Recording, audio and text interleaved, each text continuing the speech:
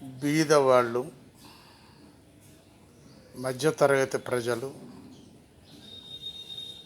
ఇలాంటి వాళ్ళు ప్రైవేట్ బ్యాంకుల్లో అకౌంట్లు ఓపెన్ చేయటం జరిగింది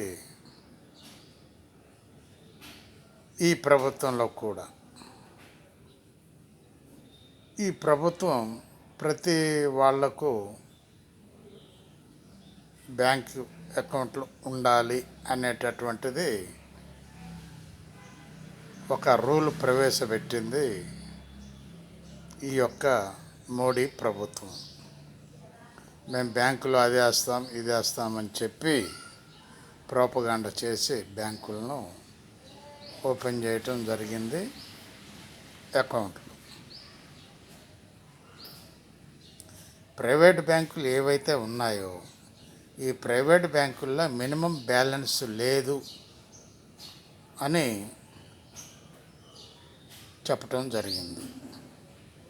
ఈ విధంగా కొన్ని కోట్ల రూపాయలు బ్యాలెన్స్ లేదని దానికి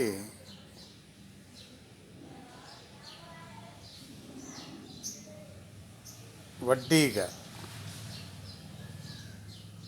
దానికి ఇంట్రెస్ట్గా, దానికి పనిష్మెంట్గా డబ్బులు వసూలు చేయటం జరిగింది కొన్ని వేల కోట్ల రూపాయలు. ప్రైవేట్ బ్యాంకులు ఈ విధంగా పోటీ పడుతూ డబ్బులు వసూలు చేస్తున్నటువంటి ఈ ప్రైవేట్ బ్యాంకులు.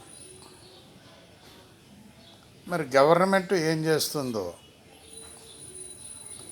అంటే బీజేపీ గవర్నమెంట్ సపోర్ట్ ఇవ్వబట్టే ప్రైవేట్ బ్యాంకులు ఈ విధంగా లూటీకి పాల్పడుతున్నాయి అని అంటున్నారు ప్రజలు.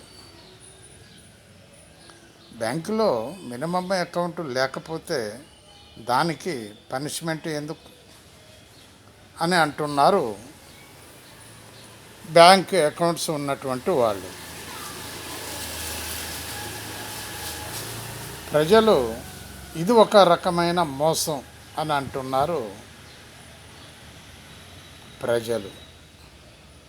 మరి దీనికి ప్రభుత్వం సమాధానం చెప్పాలి.